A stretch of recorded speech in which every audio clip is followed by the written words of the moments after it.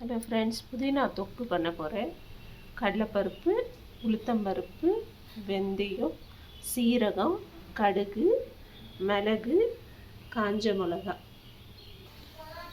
புதினா, புளி போட்டு வதக்கி வச்சுருக்கேன். கொஞ்சம் உப்பு போட்டிருக்கேன்.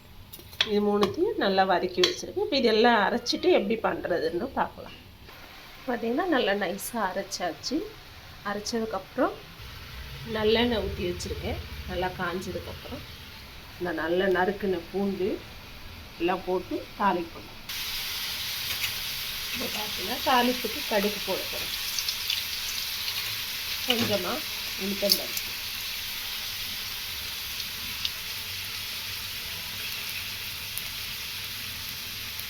அதுக்கப்புறம் பூண்டு, இதெல்லாம் நல்லா பூண்டு நல்லா பொரிஞ்சிருச்சு. இப்போ அரைச்சி வச்ச புதினா இதை இதில் போட்டோம்.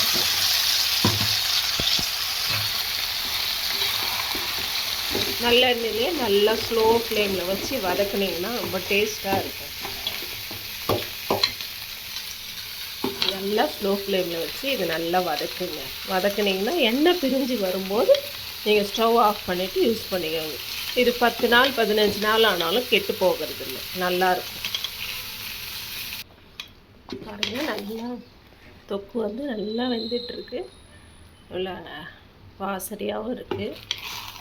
நீங்களும் ட்ரை பண்ணி பாருங்கள். ஓகே, பாய்.